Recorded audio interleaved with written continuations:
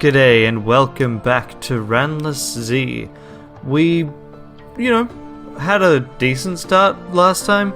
It was just a fairly typical starting loop for me. Go north, see some things, come back, sell the information, and kind of get that initial quest done for the poet storyline. And we're kind of going to continue that. We actually bought a whole bunch of wine so we can go and supply the festivities up there. But then, actually, Zubmariner means that we should change our starting loop. Because we've completed that initial quest, we can get the Zub early, we can increase the number of ports we can go to. So let's go north, we'll visit, we'll have a good time, have a party, drink with our buddy, and also pick up a few fairly valuable items in the process, and then we can head south and start on our way to just firstly explore more, but also to pick up the ability to go under the sea. So here we go. Your former passenger and their guests would be delighted if you had a glass of wine with them, and look, we get all of these lamentable relics and everything.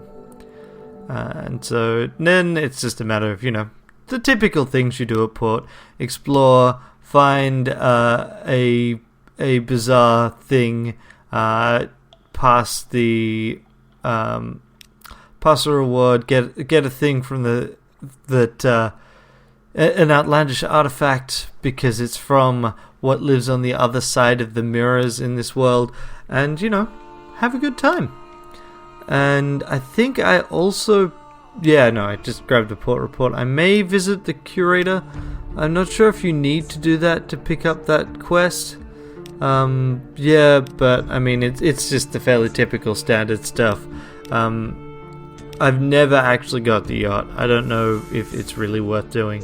So now it's time to head south. So of course, we start by visiting Hunter's Keep. It's worth noting with Hunter's Keep that you actually only have a limited number of visits. I tend to I try and have lunch or a meal with, each of the sisters, but I often end up going. I don't remember who I went with here. I mean, obviously I went and reconnoitered the island, but I often end up having lunch with Cynthia, because she boosts iron fairly reliably, and Tales of Terror are also helpful. Here we just got supplies and a Tale of Terror. It's not the worst, but it's also not the best outcome. That's a pity. But now we've done Hunter's Keep, it's time to head further south. If we go straight south, we can go via Martin Island. Gotta make sure you avoid those crabs on the way though.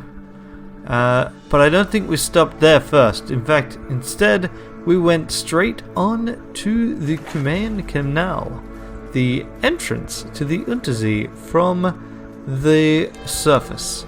And in fact, I'll link back up, because London is not unknown to the surfaces.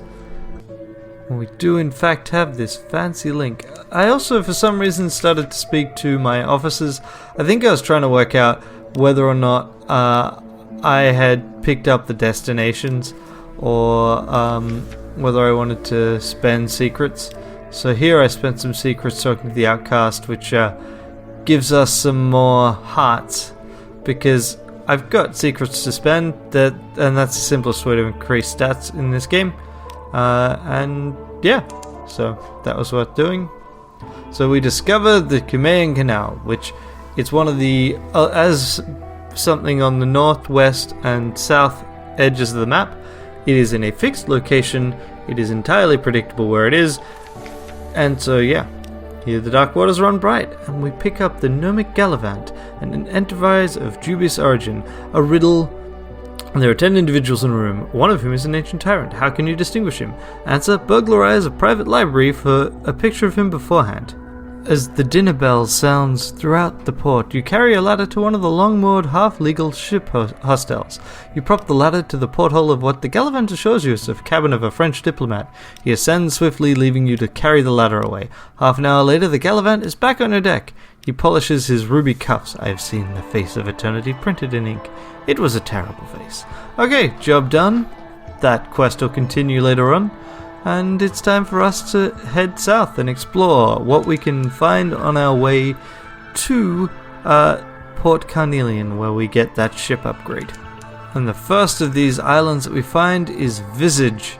It's a pretty interesting place, and a place that I'm basically always guaranteed to stop, because it's got no cost to doing so, and the very first time you show up, you get as long as you play your cards right, and I don't think I've ever played my cards wrong in this regard, you can get a really nice artifact.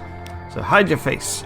This is not an area to walk around without a mask. We start out by getting ourselves a port report, and then we begin, and in Visage you have to wear masks. So what do? We look around, and we ask about the significance of the masks, and the Moon Moth explains basically each of these represents a role.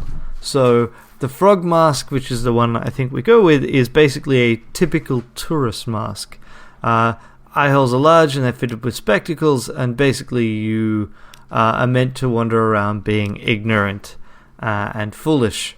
So we go to the library and we look at scrolls, and we do so in a very foolish and silly manner, and people try and stop us. We go to the flood court and decide, oh, well, there are pools, right? So let's just go for a swim, or let's tastelessly compare it to other bodies of water, because that's the kind of thing tourists do. The entire point is to try and get everyone to dislike us as the annoying, nosy tourist, and draw in with other people. So I'm just looking around, trying to see what's here, and we're trying to learn about the roles and play our role, because then we can trade with the Moon Moth.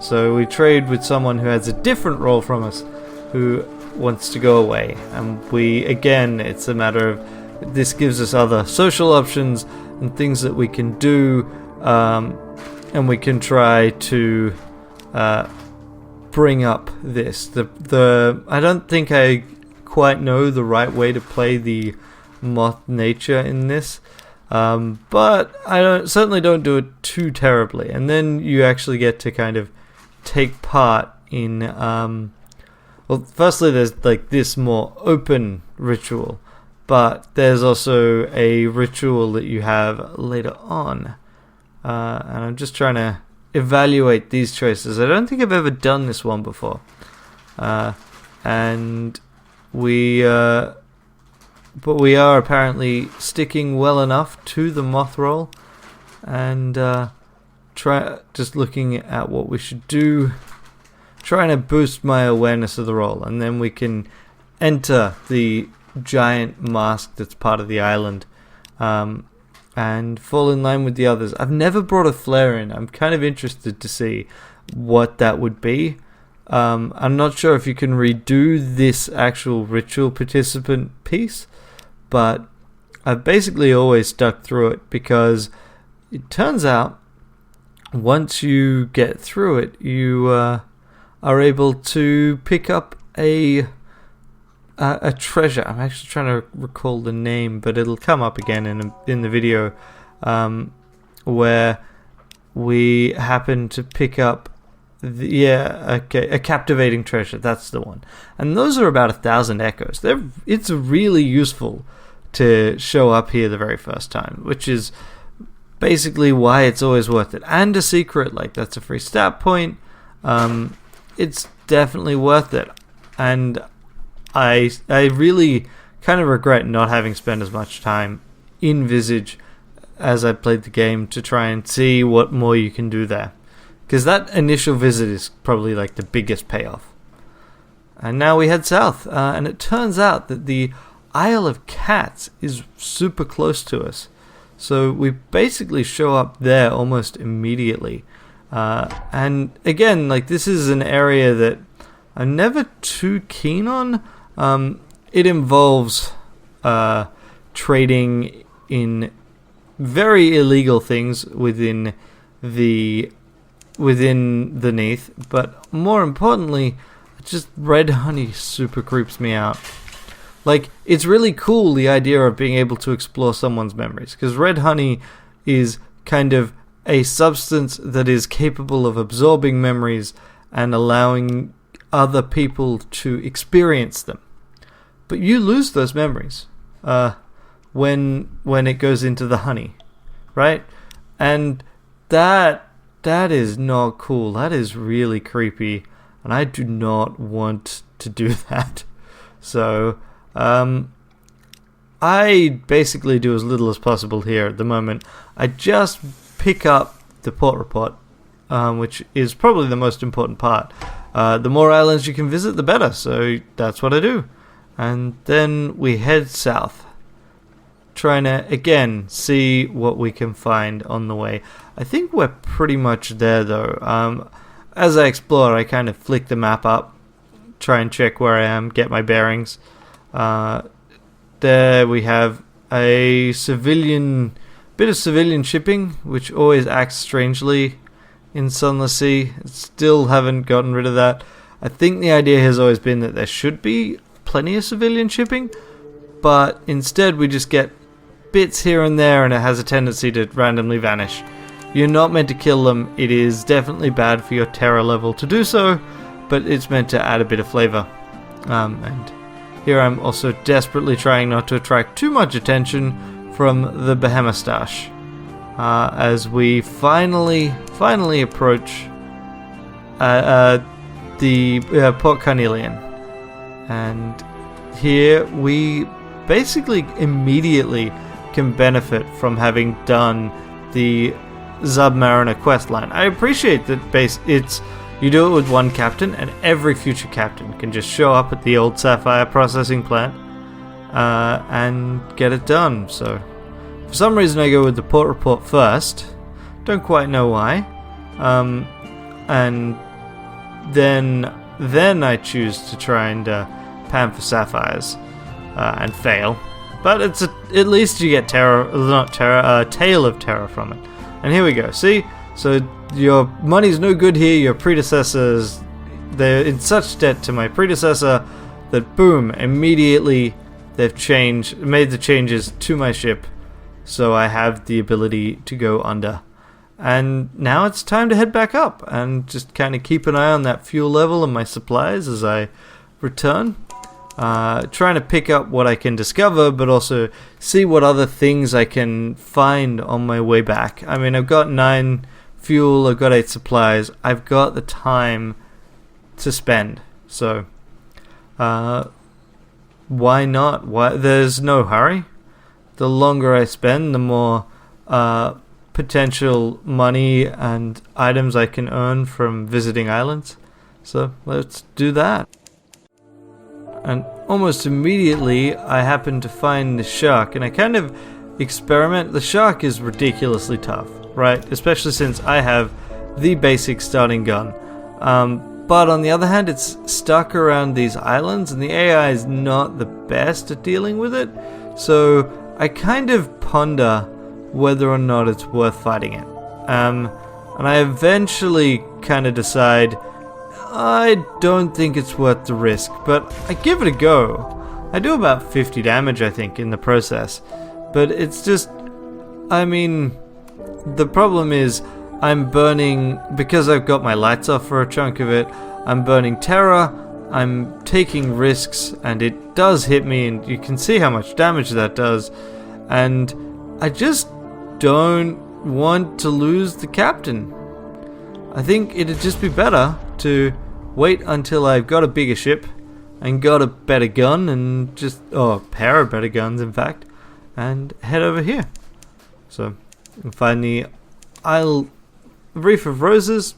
It's not that interesting right now, but it does miss something about this, and we'll come back to it in a future episode. But the idea now is just to, as I said, keep exploring, see what we can find. Probably not fight anything if we can avoid it. We're already lower on hull than I'd like, but we're looking for those underwater ports, and in fact we've just been told there's something underwater to the north, and we want to go there. It's just a matter of determining where that thing is. And that can be a little bit tougher with some of these underwater ports than you might think. I like that they're permanently marked on your map once your Z-Bat discovers it.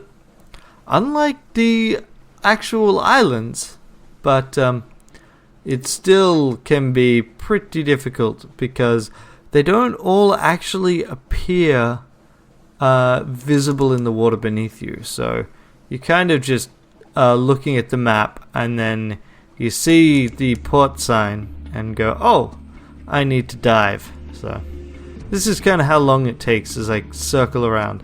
Although I did just get the music and the sign saying I'm near the salt lines, which is really useful. It's really handy that they're so close to London, actually. And here, I found it. It's beneath me.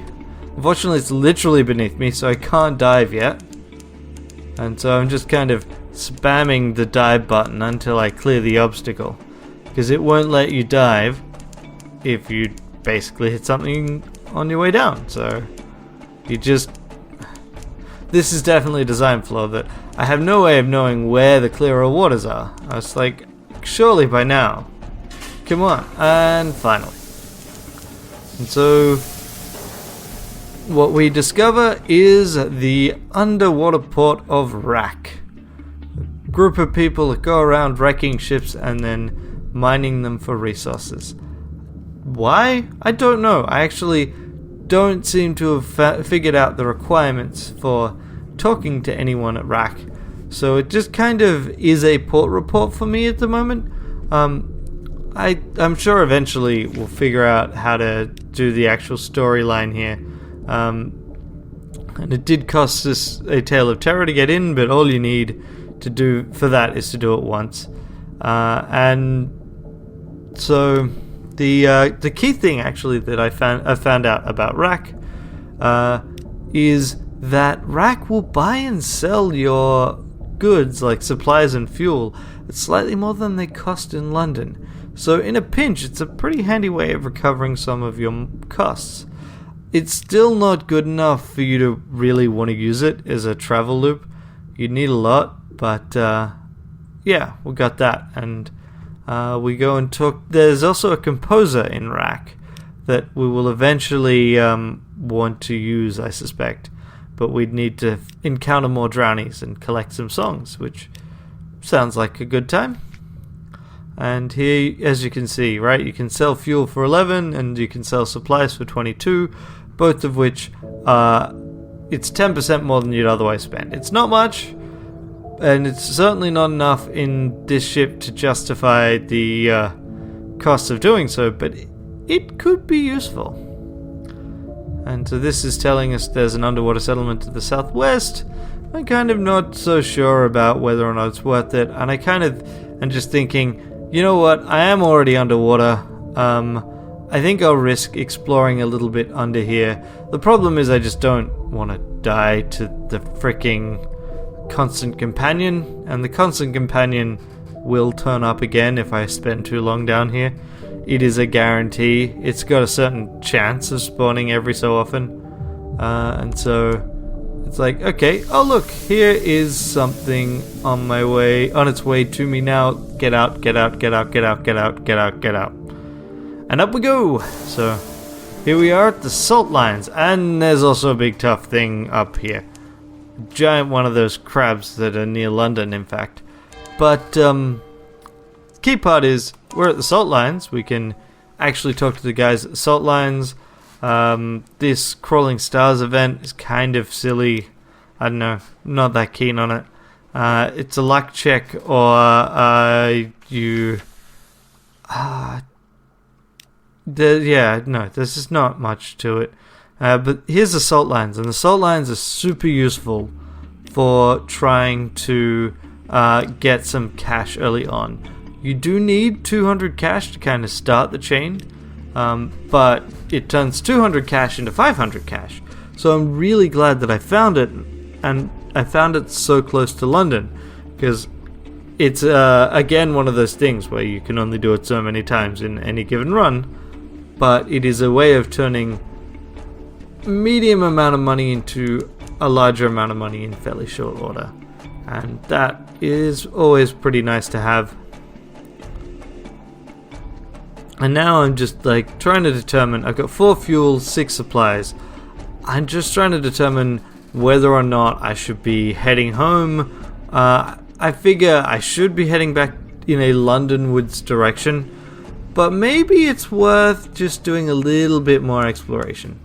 Right, we'll send out the bat, we'll just try and do stuff.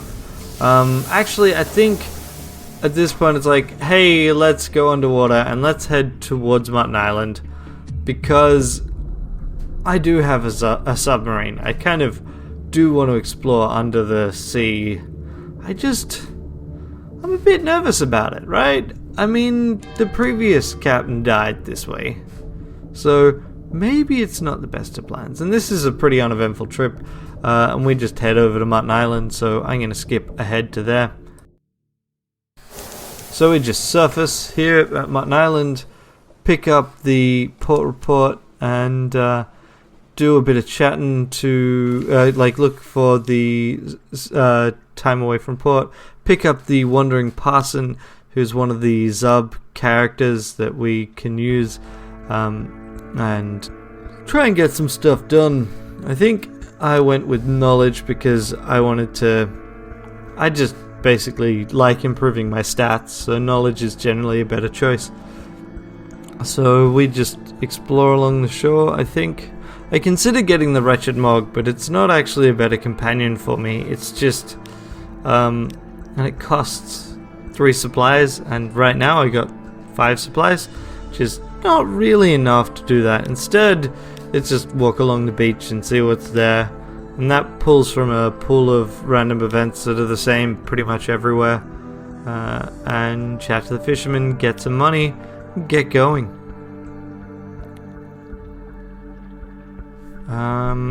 So seriously considering whether or not to get the Mog, but I just don't think it's worth the money.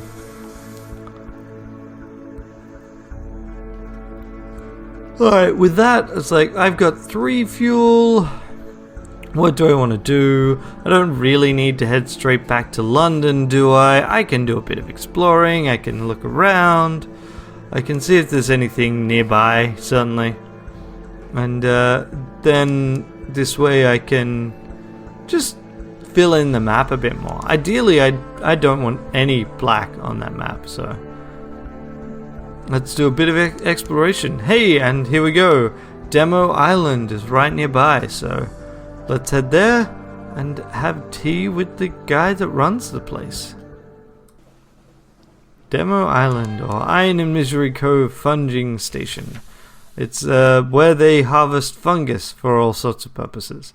And apparently the Gnomic Gallivant wants to be there. So we take him there, and he talks to the Factor and tells us that we need to go to Port Cecil, which, I mean, like any port, is one that I eventually want to go there. This is also where we needed to go according to the Admiral, so that sounds good. We'll also grab ourselves some intelligence. Sorry, that's what I already said we did, but we'll grab the bits and pieces we were told we should get, and we also will have tea with the Factor, which lets us pick up some more supplies, which is useful since I'm running out of fuel and these are free supplies. So if I do actually completely run out of fuel, I can basically turn 2 supplies into 1 fuel. It's not ideal, but it's an option, so that's kind of why I did that.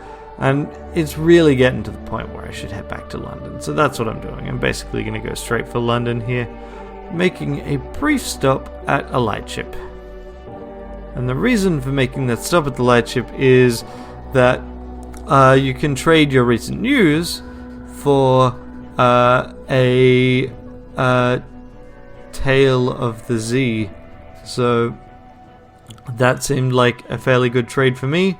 And as you can see, we're getting down to 1 fuel left. So, I mean, it's slightly less than 2 fuel technically, because what happens is it'll put the contents of the fuel into the bar as we go through it. So I talk to the crew, and I also think I might buy 1 fuel. I can't remember here. But we get ourselves a Z story, and yeah, no, I figure I can make it. I can totally make it. And I think the decision here is, wait, Low Barnett. I haven't been to Low Barnett. I still need to make it there. It's not far. We've still got a tank and a half left of fuel.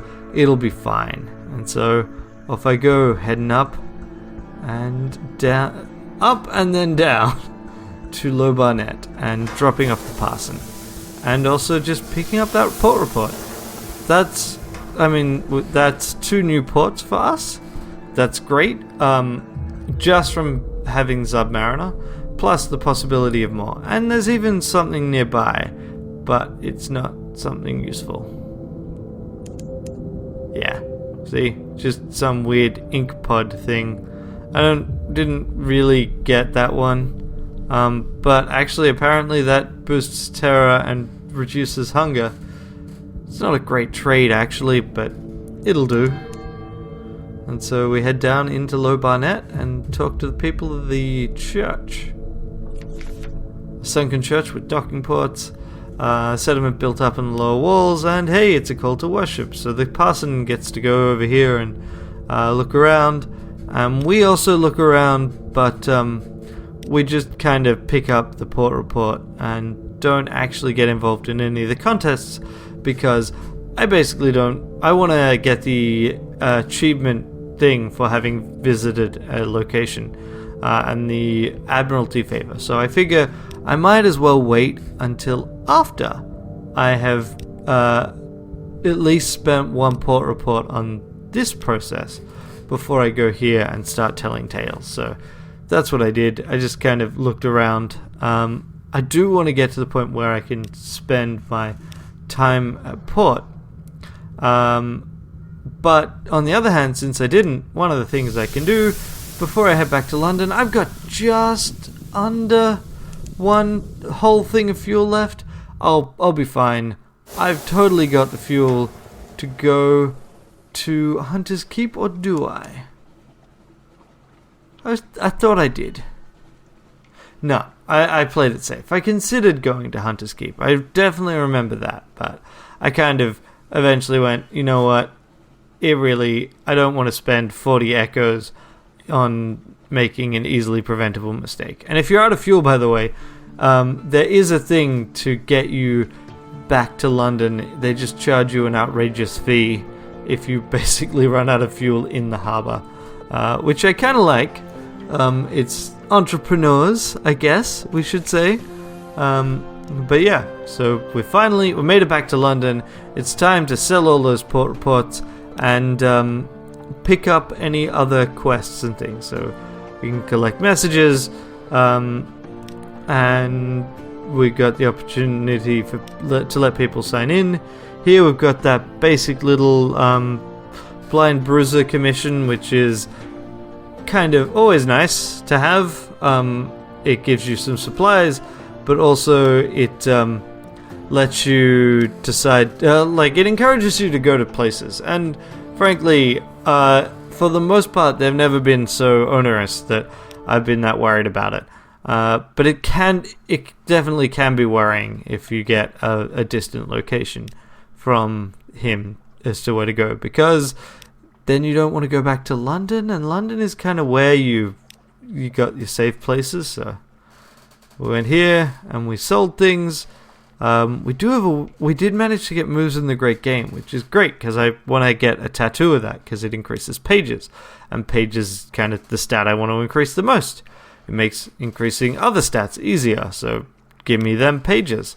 But it's also the hardest to increase. So now it's just, let's go through, dump all of those port reports off, rebuild our fuel stock, rebuild our cash reserves, and everyone's happy. So there we go, gain favors, and we can even potentially use those favors for things like repairing our ship more cheaply. And that's kind of what I do. I don't think I've ever run out of Admiralty favor because I'm fairly careful with it, but I always use it when I go for repairs. It's a difference of like 75 echoes, which is not bad.